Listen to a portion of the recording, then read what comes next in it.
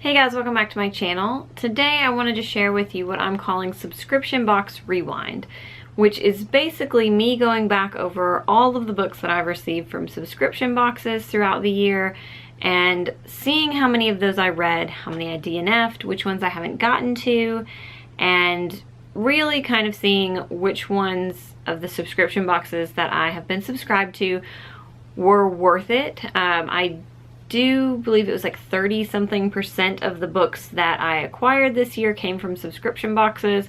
So it's a significant number of books coming in, and I definitely wanted to take a look and see, are they subscription services that I want to continue with? That being said, only one, I believe, of the 3 subscription boxes that I'm going to talk to you about is continuing into 2018 at this time.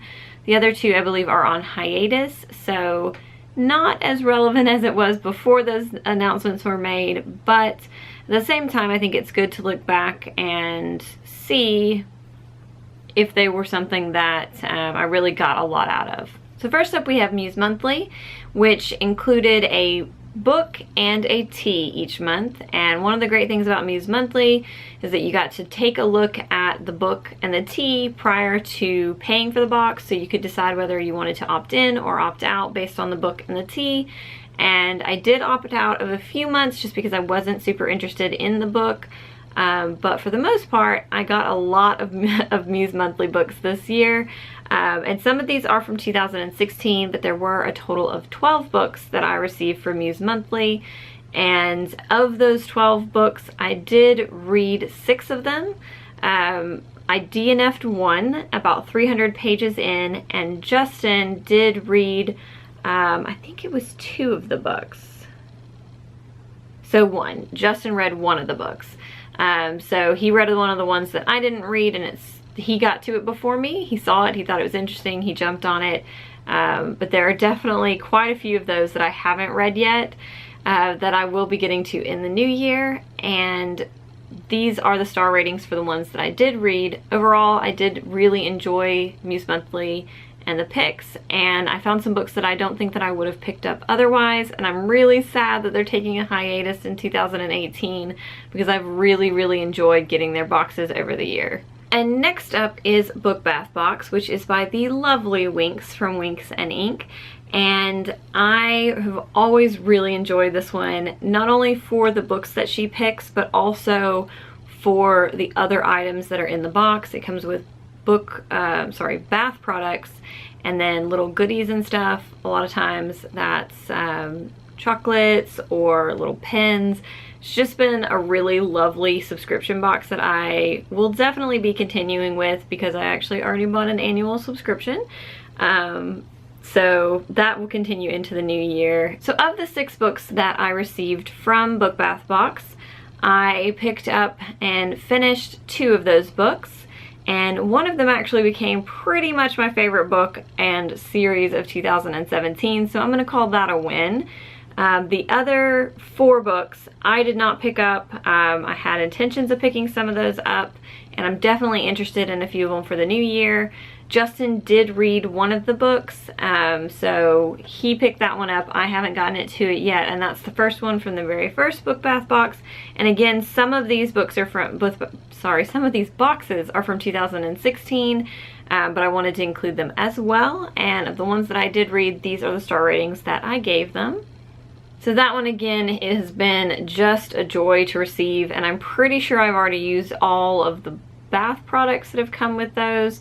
So as far as the extras that go with the books, I've been really impressed with the quality and the variety that Winks includes.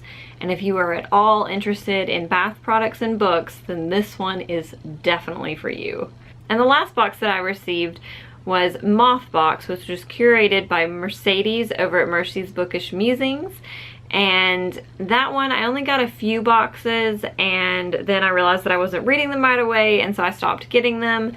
I was really interested because a lot of those books are going to be, well, all of those books were from smaller presses. They were UK editions. Beautiful. Mercedes has great taste in books, and I really always value her opinion and recommendations. So I ended up with 8 books from Moth Box. Of those 8 books, I read 3 and DNF'd 1. And I did really enjoy two of the books that I read out of those. One of them I was not the biggest fan of, as you will see with the ratings that I gave the books that I did read. Overall, I think it brought some books that I would not have normally picked up. That's been the same with each of these subscription boxes, is that it broadened my reading horizons as far as me picking up things that weren't on my radar for the most part. I do really want to get to, and kept trying to get to, the two short story collections that I received in Moth Box. I just have not been picking up short stories lately, so those are ones that I definitely will be trying to get to sooner rather than later. So I think that Mercedes is also taking a hiatus, or has already taken a hiatus with Moth Box, and so they aren't available for subscription at this point.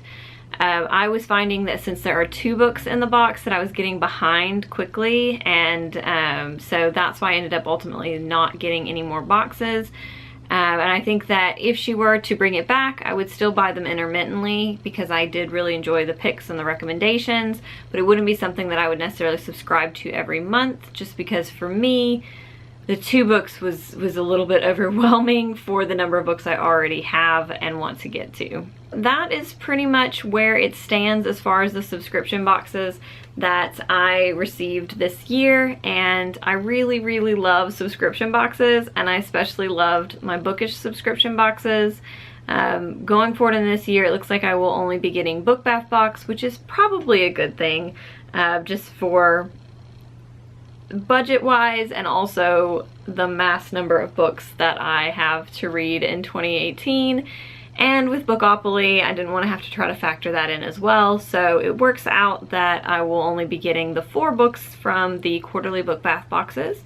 And I will definitely bring this back at the end of next year to see how I fared with that, and if any other book subscription boxes pop up that strike my fancy, then they may get included as well. I would love to hear your favorite book subscription boxes down in the comments, because, you know, enable me. Just go ahead and enable me. But I hope that you guys are having a wonderful day, and I would love to hear if you are subscribers or were subscribers to any of these bookish subscription boxes. How did you fare with the books that you received? Because I just find that really interesting. I love statistics and numbers and things like that, and it just fascinates me. So anyways, I hope you guys are having a wonderful day, and I will see you next time. Bye!